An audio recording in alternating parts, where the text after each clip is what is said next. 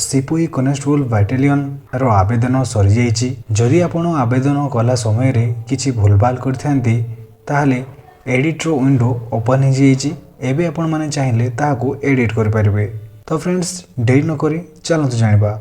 सेथि गूगल रे search करनेबे Odisha police. Search कला परे प्रथमे आसुथवा वेबसाइट odishapolice.gov.in रे क्लिक करनेबे। क्लिक कला परे यार होम पेज को आसी जिवे। ड्राइवर इन पीएमटी एडिट विंडो ओपन अछि एवं सिपाही कनेस्टेबल मध्य ओपन अछि। आपण माने चाहिले आपण को जो एप्लीकेशन भूल भाल जदि थाए ताहले ताको एडिट करी संशोधन करि परिबे। आमे सिपाही कनेस्टेबल इन बाटालियन सेटा एडिट करबा तो सेठी क्लिक करनो अछि। तापरे देखि परथुवे जे करेक्शन विंडोज/एडिट फॉर सिपाही constable in OSAP in Odisha police 17 November 10 AM 20 November 10 PM यह 3 दिन पई खोला रहइबो। एही भितरे आपण माने जदि किछि भूल करजंती ताहले ताको एडिट करी संशोधन करि परिबे। तो प्रथमे जो इंपोर्टेंट लिंक अछि तो सेठी क्लिक करनेबे। क्लिक कला परे आपण को साइन इन करबा को कहूची तो आपण साइन इन रे क्लिक करनेबे। क्लिक कला परे अप्लाई करथिबा जो एप्लीकेशन नंबर और पासवर्ड फिलअप करनेबे। फिलअप कर सारा परे सिक्योरिटी कोड आपण को जो कैप्चा देखुचंती सेटा फिलअप करी लॉगिन रे क्लिक कर देबे। लॉगिन रे क्लिक कला परे पूरा तळ को आसी जिवे। देखि पाउथुबे जे एडिट डिटेल्स गोटे शो करछि। एटा होछि एडिट विंडोज बटन।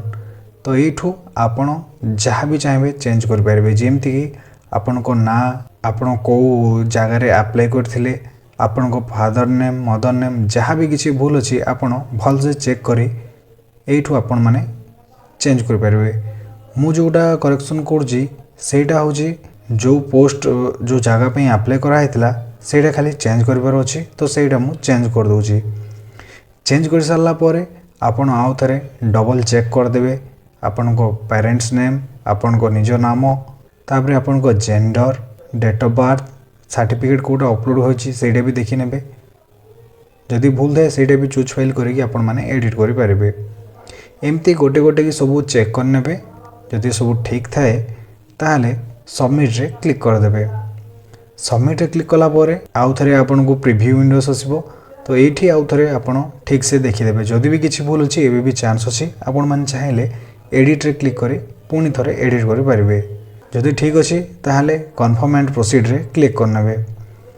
क्लिक कला परे जो सेंटर प्रेफरेंस देइतिले सेटा भी आपण माने चेंज करि पारिबे। एवं सर्टिफिकेट रे मध्य जहारो किछि आपण को जो को नेम ऑफ द स्कूल को बोर्ड एटा जदि भी किछि भूल अछि एटा भी चेंज करि पारिबे। तो एटा जदि चेंज करबे चाहथबे जदि सेंटर प्रेफरेंस तो चेंज कर पारिबे। और जदि सब ठीक अच्छी ताहले सबमिट रे क्लिक कर देबे। मु एठी सेंटर प्रेफरेंस केतेटा मध्य चेंज करबार थिला तो मु एठी चेंज कर दोछि। क्लिक कला परे पुणी एगो प्रीव्यू विंडो आसीबो। जदि सब ठीक अच्छी कन्फर्म एंड प्रोसीड रे क्लिक करनेबे। क्लिक कला परे आपण जो सब डॉक्यूमेंट अपलोड करथिले फोटो सिग्नेचर आपण को आधार कार्ड थंब इंप्रेशन सब आउ थरे डबल चेक कर नेबे। जदि ठीक अच्छी ताहले तळे थिबा एही डिक्लेरेशन रे टिक करी प्रीव्यू फॉर्म रे क्लिक कर देबे। प्रीव्यू फॉर्म रे क्लिक कला परे देखि परथबे डॉक्यूमेंट अपलोडेड सक्सेसफुली। तो पुणी एको प्रीव्यू आसीबो। एटा होची फाइनल सबमिट देखंतु। एठी जदि आपण माने फाइनल सबमिट करले आउ फॉर्म को चेंज करि पारिबेनी। जदि ठीक थाए ताहले फाइनल सबमिट रे क्लिक कर देबे।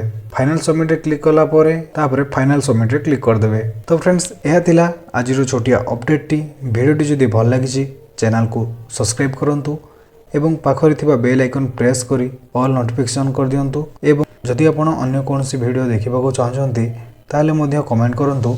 मो नेक्स्ट वीडियो रे सेही वीडियो बनिया पई चेष्टा करिबी। धन्यवाद। जय जगन्नाथ।